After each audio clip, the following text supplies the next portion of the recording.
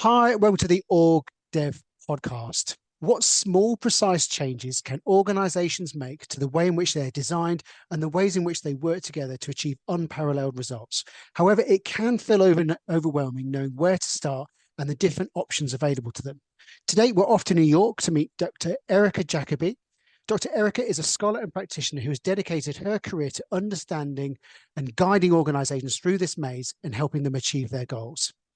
Erika is the founder and managing director of LC Global, a boutique consulting firm specializing in adaptive organization design and development for growth and people-centric organization. She's passionate about co-creating deep effectiveness and transformation across different industries. With offices in New York and Munich, Dr. Erika takes a customer-based approach to the behavioral sciences and change psychology, designing initiatives and systems in order to empower people to drive desired change. She's worked with a wide range of fast-growing startups to Fortune 50 companies, including Microsoft, IBM, Commerzbank, and even members of the United Nations as well. Erika's extensive field experience is underpinned with a PhD in organizational development and change and a master's in human and organizational behavior, which sounds fascinating. She's a certified coach with master level certifications in intercultural communication, systems thinking, and large-scale organizational change. She's also the fellow of the Institute of Social Innovation, and she's also an associate organizational leadership professor at Colorado State University, and also a 5 times Forbes contributor. So thank you so much for joining us, Erika. Really looking forward to a fascinating conversation with you.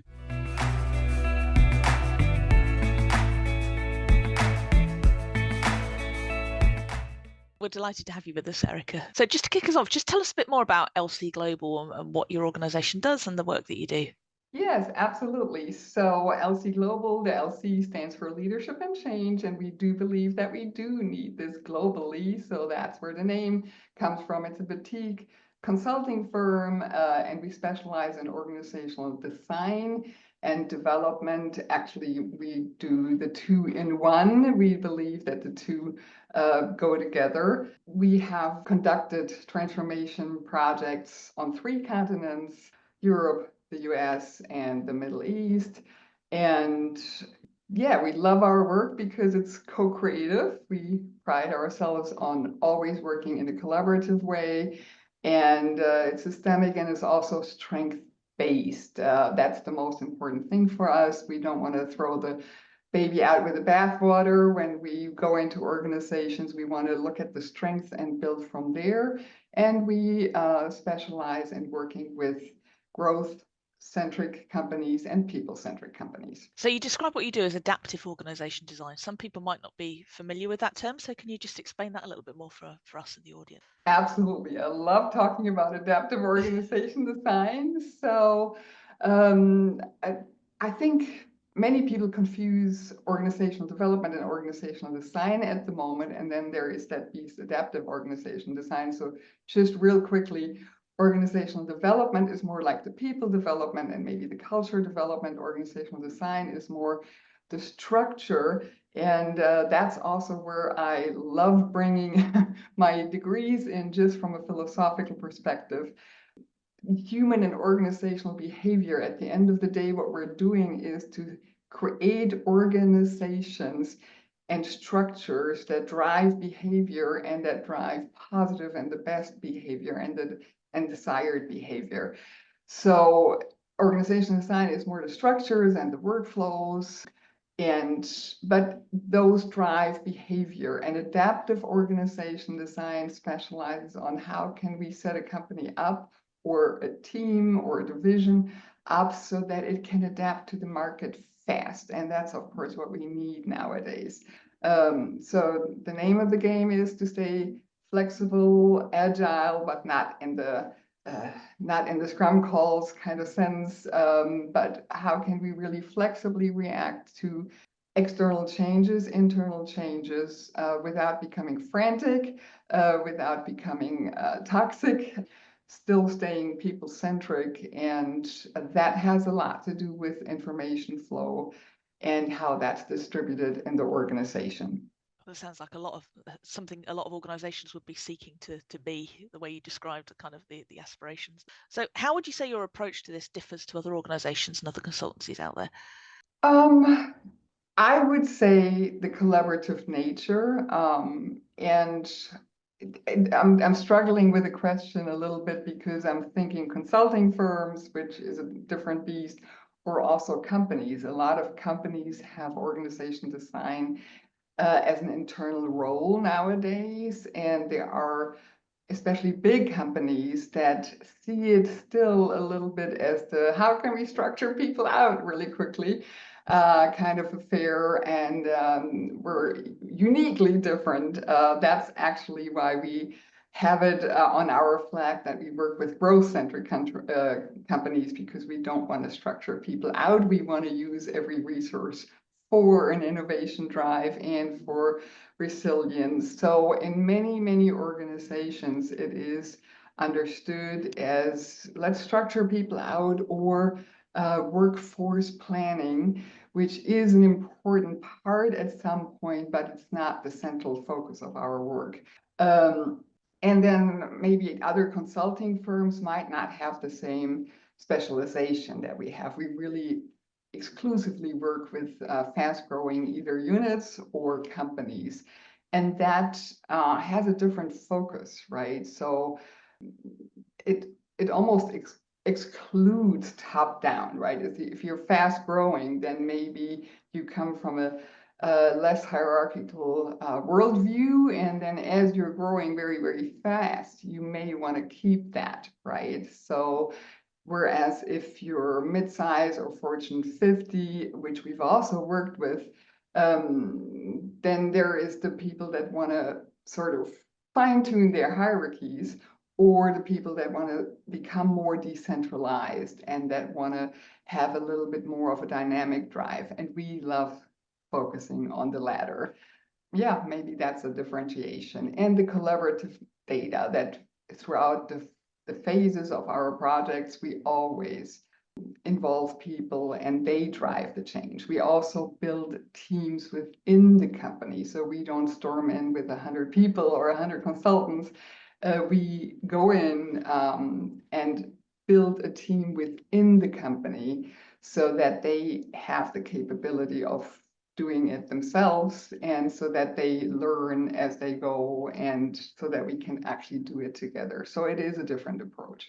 So Erika, it sounds fascinating, and fast growth organizations are a particular type of beast, aren't they? Because things change so quickly, and often like the structure is struggling to keep up with just the sheer number of people entering the organization, and often everything is creaking because it's like we're going so quickly. How would an organization know that they would need some support from an organization like yours? What would be some of the indicators that say, look, we need some external help to come in and help us look at this in a different way? I would say the first indicator is that you're growing, right? I mean, it's very easy. Let's say you started with, I don't know, 50 people, and now you're 500 and it's going to be 5,000, or you're 5,000 and it's going to be 50,000. It's very clear that you need to structure things in a different way, because ultimately, the minute you grow, you will have more task division and task allocation, right? Sometimes I talk to startups and they start in their garage or in the backyard somewhere, and with a friend, but they come out and have 2 CEOs, where I go like, I can see the writings on the wall that that's not going to work very long, right? So then there's going to be hassles, then there's going to be fights, and so on and so forth. So you see it with 2 people already, that you can allocate the tasks wrongly or not very beneficially. So if you're then fast growing, let's say you have 500 people and you really want to go much further, and you are onboarding people, then most people really go toward a hierarchy, right? So then all of a sudden, when we have to split tasks and think, how do we create a team around this? How do we structure the work, the workflows, and so on? So all of a sudden, there is that let's do a top-down kind of thing. You know, I was here first, so to speak. So at the beginning of a company, you see it very easily. So I would say irrespective of your size, if you're fast growing, it would always be good to get a second pair of eyeballs on the matter, right? Because what a lot of companies do is they do trial and error, and then it goes wrong, and then you have more cultural cracks, and things don't work that well. And at the end of the day, everybody just wants for things to work well so that you can develop a great culture. If things are not working well, everybody's going to be unhappy, right? So I would say the first signpost is you are growing. The second signpost is, and then it's almost too late, there are cracks in the wall and in your culture, and the atmosphere isn't that great any longer. And if you're bigger and people start leaving you, then that's the sign, right? So are your engagement rates still as good as you were hoping for? Are people leaving?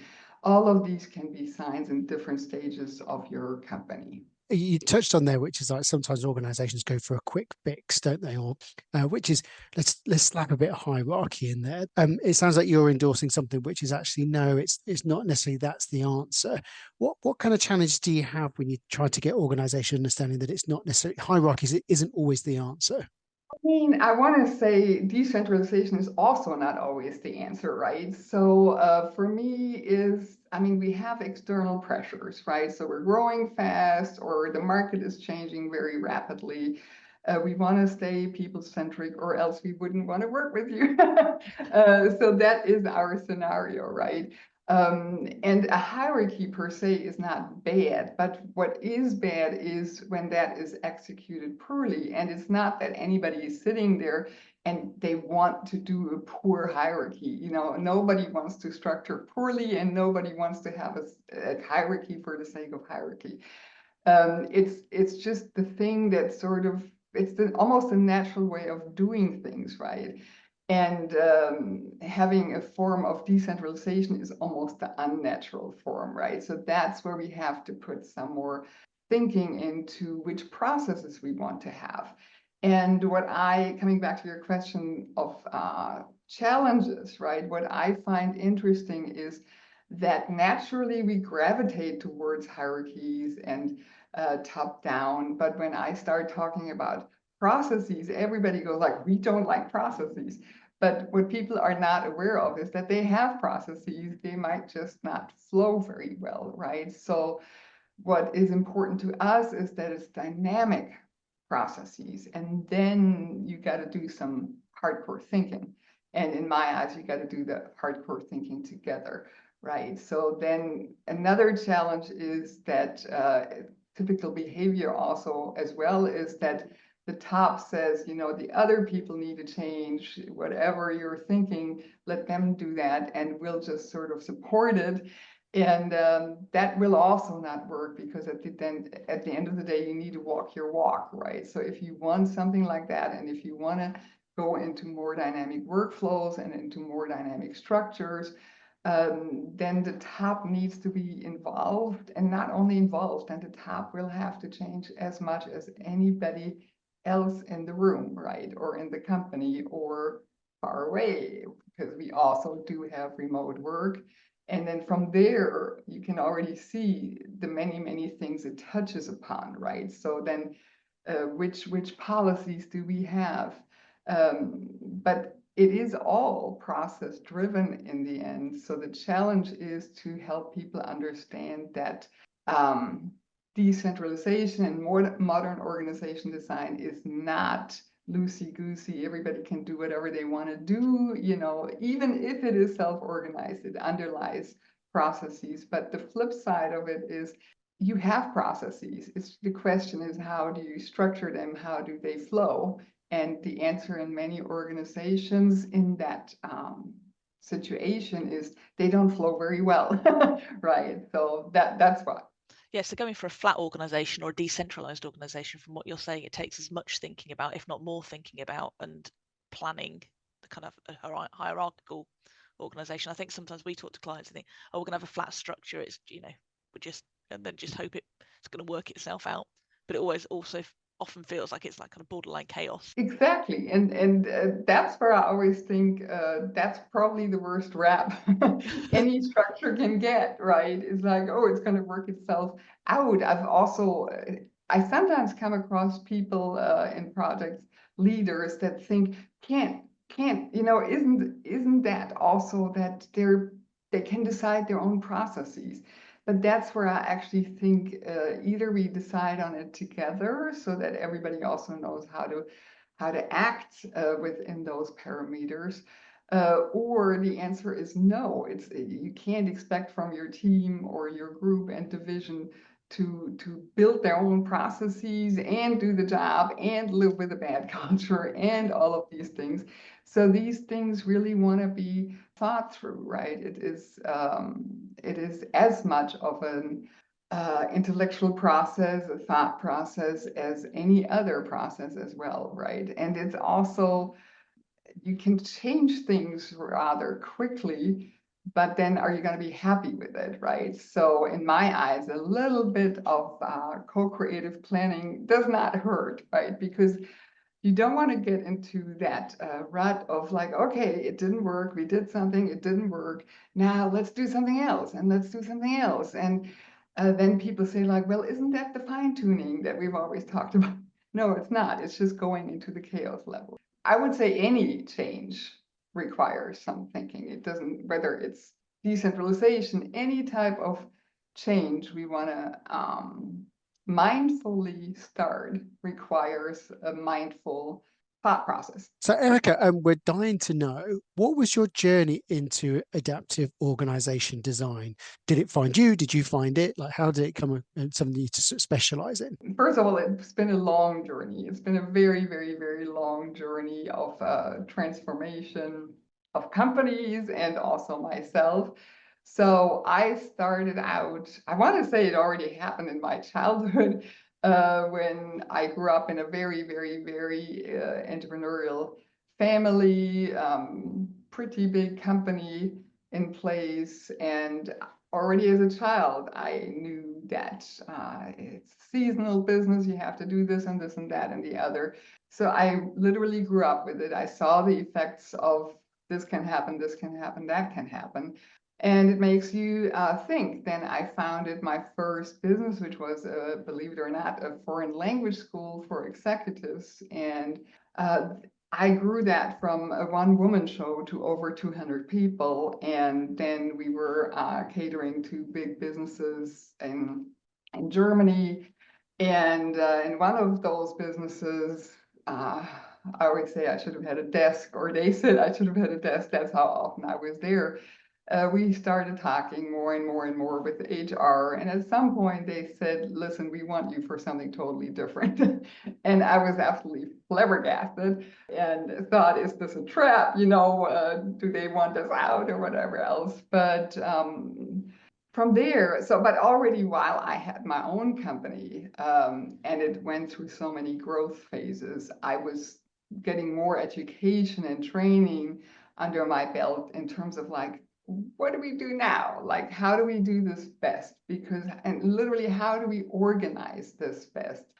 Which culture do we want to have? All of these things. But it was also very, very clear cut. How do we organize this madness? Because we offered a lot of flexibilities and so on. And then very quickly, we got some tech in. So there was my first mini digital transformation, but it really transformed my own entire company. We did things differently after we had a tool that would gear everything, and it was more and more self-organized. So these were many steps on my way to going into organization design. From there, I went more into organizational development with big companies.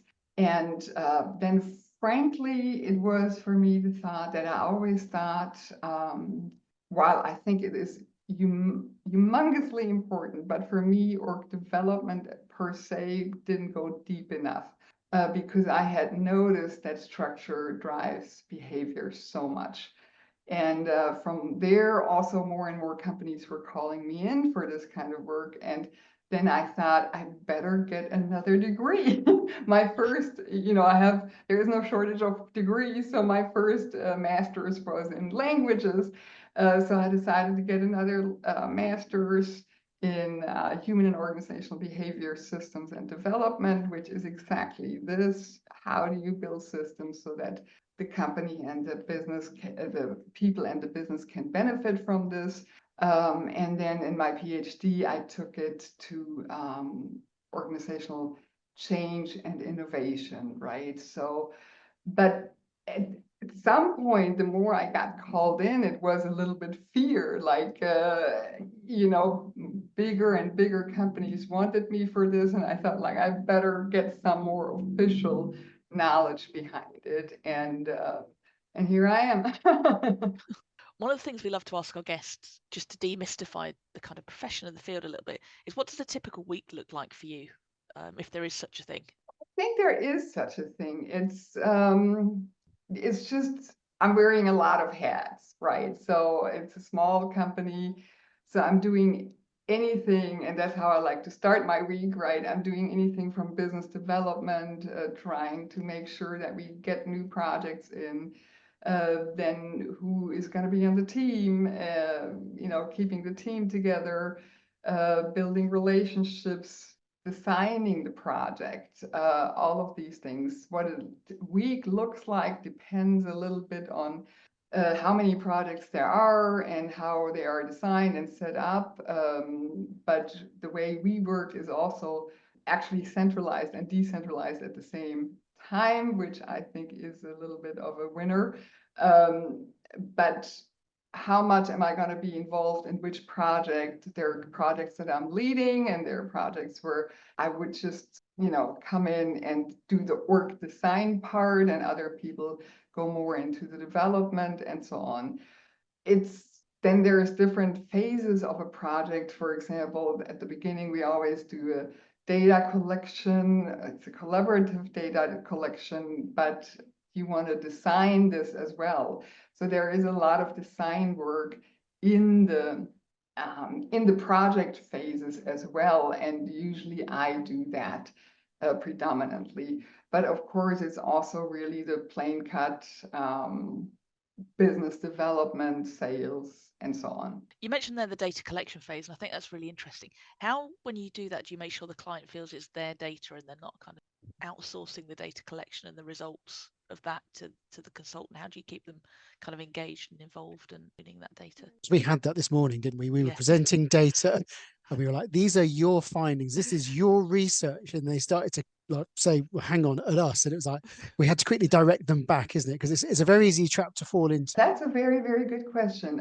We make it clear with our methodology. So before we even only go in, before the ink is dry on the contract, we will have said 1,000 times that we're doing this together and that we're collecting data with the help of the people on site on various levels of the organization. So we don't only do the top level, we do everybody in different shapes or forms, right? So we pointed out right from the beginning. When we go into the data collection, we point it out again. They will see it and feel it that we're doing this together. And when we then present the data, we sit over the data and really think about this, right? And then it's a matter of how to present it. In my eyes, nobody owns the data. The company also doesn't own the data. It's like, and nobody has a bigger voice, right? So the question is like, how many people said this and this and this and this? And all of these voices matter, right? So it's not our data because it's just isn't, but it's also not the CEO's data, and it's also not the top management's data, and it's also not the data of the people that are doing the heavy lifting every day. It is a collaborative effort, and this is what this company looks like. This is what the people feel here, and this is what the people need here. And it's the big art of let's listen. Let's listen and let's make sense of it together. It's also that I think when you prepare the data, you have to give it an extra tender loving care moment to really make sure that it has non-confrontational language, that nobody can be identified. But there are certain mannerisms where people start saying, oh, that was Joe, right? So you want to make sure that you get those mannerisms out and make it unidentifiable. With that said, you want to make sure that it still speaks to people, right? And then I think during the facilitation, because I think presenting data is not really presenting data, I think it is a facilitation process. Then you will also have to iron out the mannerisms, right? So sometimes I remember I was once working with a company where we did this work, and someone had said we need more specific goals. And the CEO said, we need more specific, ambitious goals. And I corrected him and said, that's not what that person or that team said for you. And your voice is in there as well. You want ambitious goals. And, across several teams, people said they want more precise goals. Nobody in those teams said they want ambitious goals. At the end of this one was also that in the end, the majority of people stated they were burned out, right? And then you have to facilitate that conversation so that the top can also see you are literally burning your people out with one word. Because everything, you're very competitive, you're very, and of course that's what you have to be, but it is also short-sighted, right? So it is, in my eyes, making sure that you truly use the data to facilitate a process that then enables learning. That's absolutely fascinating. I think it's possibly a step that people overlook, is because in a way it's probably one of the most critical steps in the process, isn't it? Because we all have our perspective of how things are or how we would like them to be. And the data is a form of speaking truth to power, isn't it? And there's that great saying, isn't it? Is it Derek Cabrera? The truth will set you free, but first it will piss you off. And the way you're presenting that data, like there's no other way. It will piss someone off, but you've got to get it across so that they can see it. It's not coming from an agenda. It's just what is. There's so much skill and thought that goes into that, isn't there? Absolutely. And I also don't know whether we necessarily have to piss people off. There might be a kick here and there, that might hurt a little bit, but ultimately, I think we want to enable learning, right? That's why I also think our methodology, as I said at the beginning, is strength-based. So I want to always remind people of this is your strength, right? When you say we need ambitious goals, ambitious goals, ambitious goals, this is your strength, and that's a wonderful powerhouse in your realm. But right now, it's also another powerhouse to listen what other people need, and they need precise goals. And maybe with your ambition, it stopped being precise. But can we not marry the two, or do we have to decide to do something else? That's the thought process, right? So there are really no easy answers. I forgot the author, but there is that book, Leadership Without Easy Answers, right? Was it Heifetz or Wheatley? I need to look that up, but leadership without easy answers. There are no easy answers, and org design should really be without easy answers. They would sell so many more books if it was leadership with easy answers, wouldn't they? Yeah. The one question I just wanted to ask, because obviously you spent a lot of time studying, and that is a really lovely time, isn't it? It's immersed in change and organizational behavior and all that. What were some of the biggest things that you sort of took away from that learning about change and how organizations work? What is it that sort of really stood out for you in that process? For me, it was always, I did many of my degrees while I was doing projects as well, right? So it was always that the practice informed the learning, the theoretical learning, and the theoretical learning informed the practice. So that for me was a beautiful, beautiful process. which I'm still benefiting from nowadays, right? I still read more academic articles than I should. For me, it's become a pillar of how I exist, right? To read. For me, what has become absolutely instrumental is really to learn. There is so much to learn about what's possible with structures and so on. What sometimes shocks me a little bit in general maybe over many decades, there's always this fad or the other fad. They come and go, and then we have another thing that we want to jump, another bandwagon we want to jump on. But there is really many different ways of structuring an organization, and learning about them doesn't hurt. Doesn't hurt, right? So we don't need to settle. It's a little bit like if the only tool you have is a hammer, everything looks like a nail, right? I think that happens a lot in the industry. But there is so much to learn about how you can actually do that. And then in the co-creative process, we always pride ourselves on creating something new. The other thing is really that structure drives behavior, right? So there is so much behavioral knowledge that goes into this as well.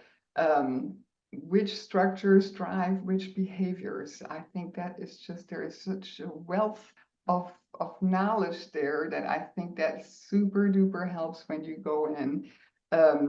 And sometimes it's a little bit the question, what was first, the chicken or the egg? You go into an organization and you see a certain type of behavior, then you can almost guess what the underlying structure is, and vice versa. But there are so many names of the game that I really think that is and will always be very insightful to me. For me, it's not about learning one way of doing things. It's always trying to learn about the many possible ways of doing things, and then creating new ways of doing it. So I also want to be on the forefront and create new names of the game, right? We talked in the beginning about small changes making big differences, and obviously structure driving behavior. What might be some examples of small changes people could make in structure? Obviously, every context is different, but that you've seen in the past that has made big differences to behavior? I would say the biggest is, and that's going to make a big difference in terms of work effectiveness and behavior, is to look at your data flow. What makes a system adaptive, yes or no, is the data flow, right? So I can give you an example. We went to the beach on Long Island over the weekend, and we were driving and using a navigation system, but it was an interactive navigation system. And a police car reported ahead, and then as a user or a driver, you can say, is it still there? Yes, no, right? And then it's a very simple organization and process, but it is an adaptive process, because that information, so thousands of people click, it's there, it's not there, the police car, and then the system adapts, because the next driver will not get it if I click, it's not there any longer. That is the simplest form of an adaptive system, right? And it has to do with engaging so that we can react really promptly, really fast, and really knowledgeably. And it has to do with data information flow, right?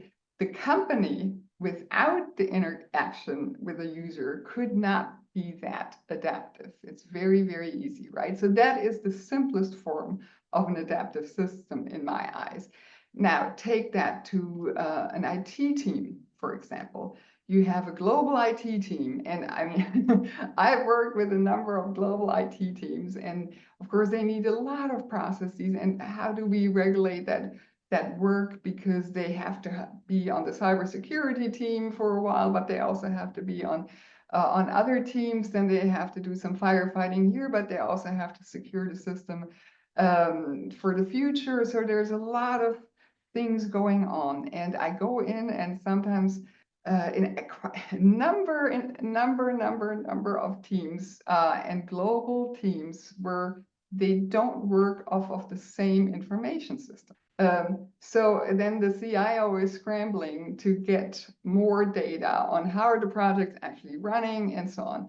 So to dynamically streamline that is very, very helpful. Also to reduce duplicates, right? Ever so often you come in and people have to insert data in different things. Then really making making sure that you have an aligned but dynamic data flow that drives engagement, just like, is the police car still there? Yes, no. It's also, I always get so excited when I see that question. I go like, I get to do something. So it really drives a certain excitement too, right? But is everybody informed about the most important things all the time? That is the big question. And you need a structure to get there, right? Everybody on a project team like this or on an IT global team, everybody needs to be informed about the most important aspects of where we are and where we want to be all the time. And then we need to feed engagement, and then we need to do that so that it doesn't create a lot of outsourced work, right? It shouldn't be, it should be an automatic flow.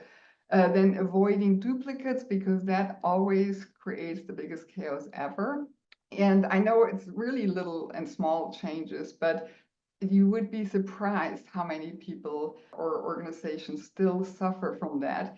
And the next thing is to really make sure that you use the data for learning, right? As I said, we get the data. Is the police car still there? Yes. And then double loop feedback.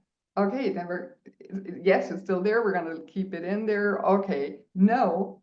Let's say we get 3 no's, then we're going to take it out. And that, of course, has to happen automatically.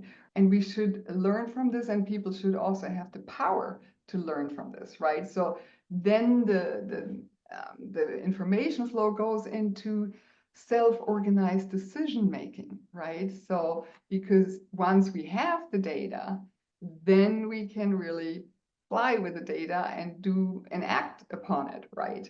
And that obviously then also changes the role of the leader, right? So then it's not the leader that says, there's a police car, there's a police car, there's a police car, there's a police car, right?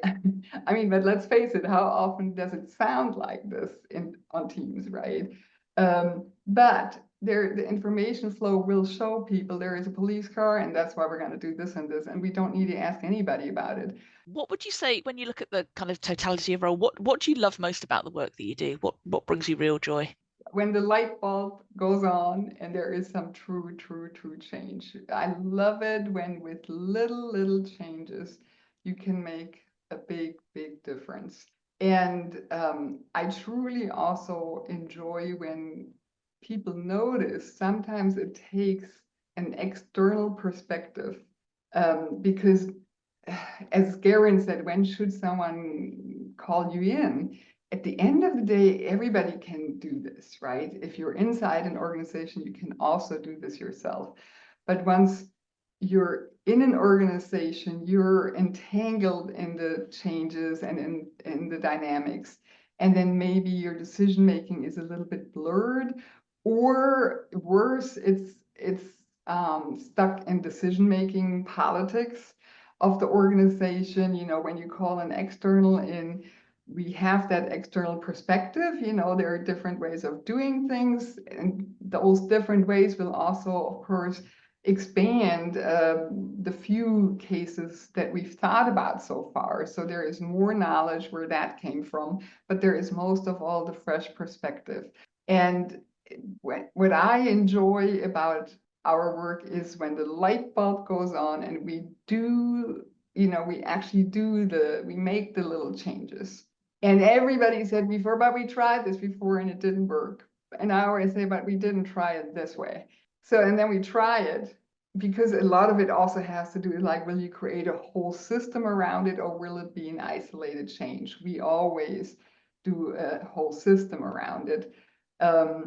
And with that impact, then the small changes really go a long, long, long way. And I love that. I love that. And I love the energy when people feel like now we can actually work and we can do great, great work, and people are excited. And that's where I always say, you know, we did this together. This was your work, and keep it going, right? So, but that excitement that is unleashed once we've made the changes, right? It's wonderful. It's just great, great, great. And then just on the flip side of that, what do you find most challenging in your work? I used to think the waves of a project, you know, sometimes emotions fly high, sometimes they fly really low. But by now I'm really, really enjoying that.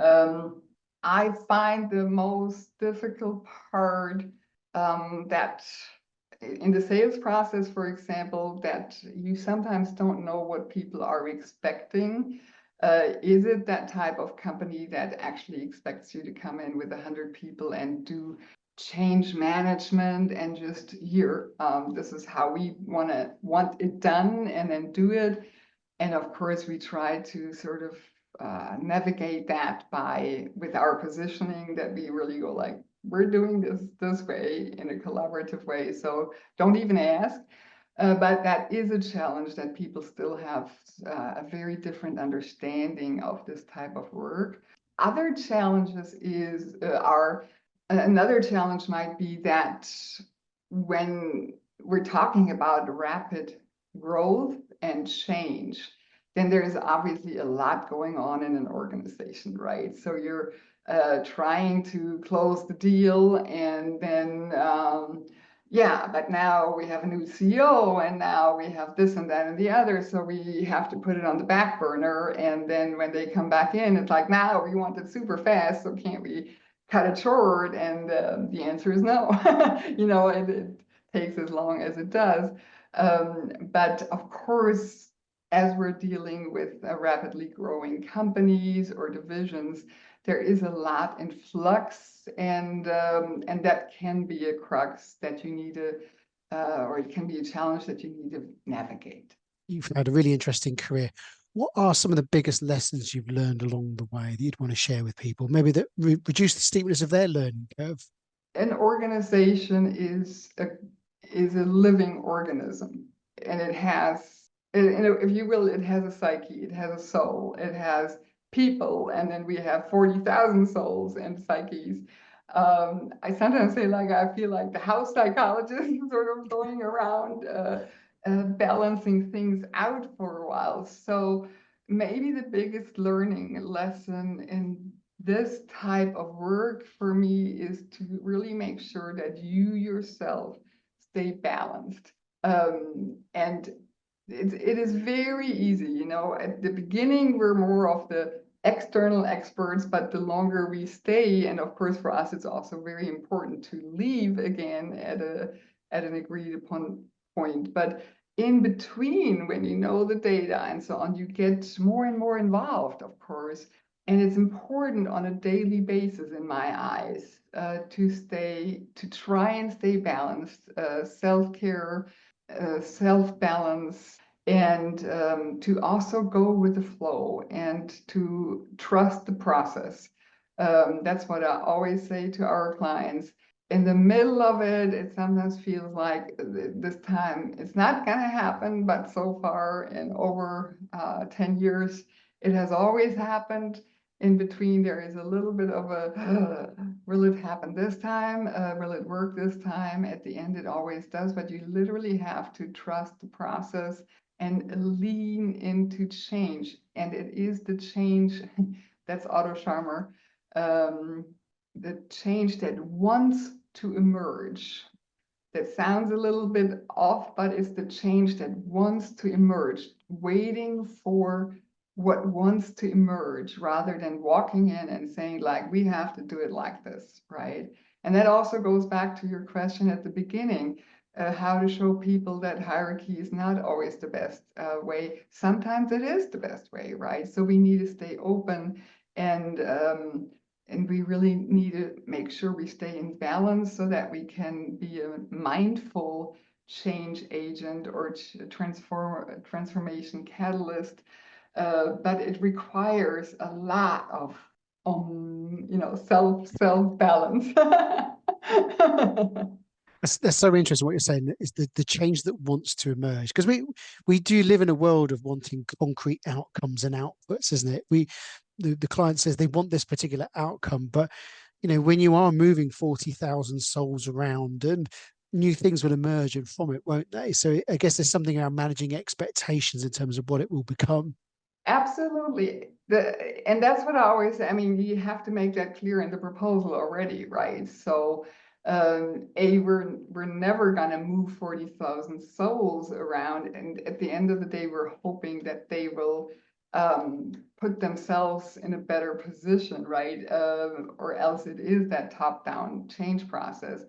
But I think we're slowly going into that people can have a different position and want to have that different position, right? At the end of the day, there will be really, really big differences, right?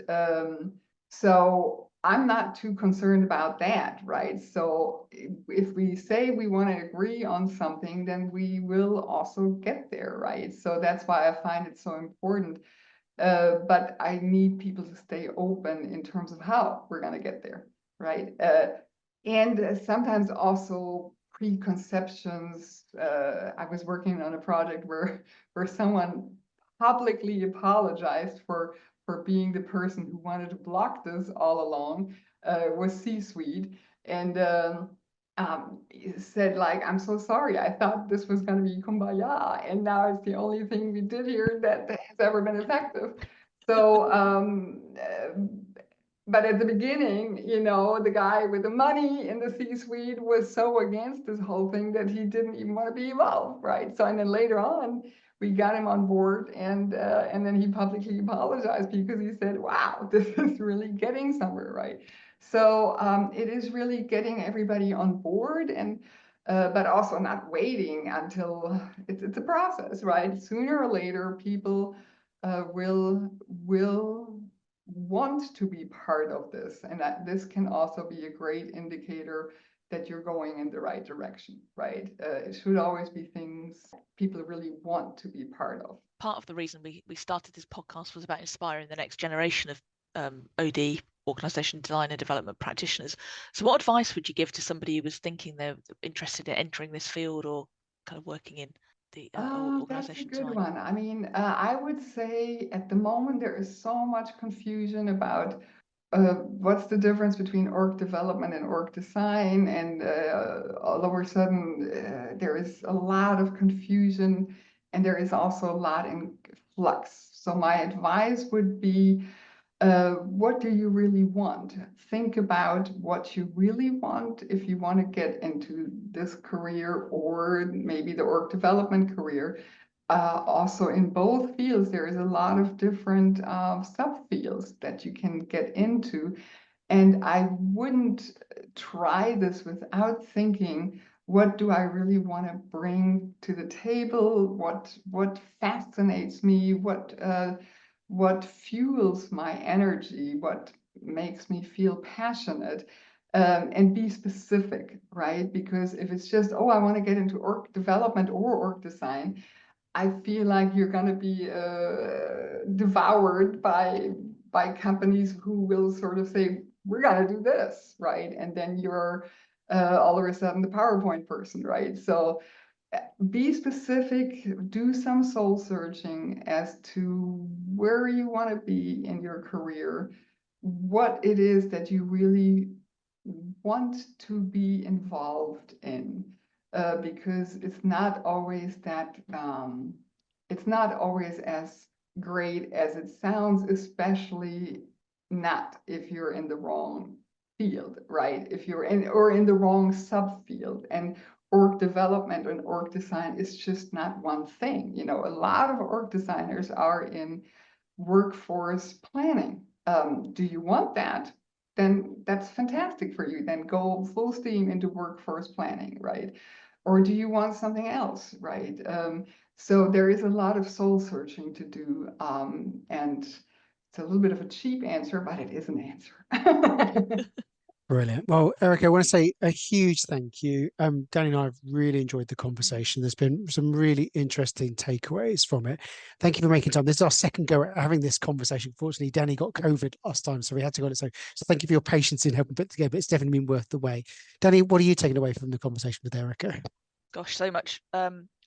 I love the kind of the thread around co-creating, the work with our clients and the organizations, and starting from a strengths-based position. So important. I was really taken by what you said about that nobody owns the data, and it needs to be a collaborative effort.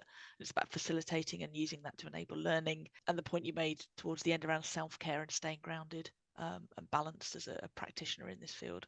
But I could have drawn hundreds of other things, but I'll go with those for now.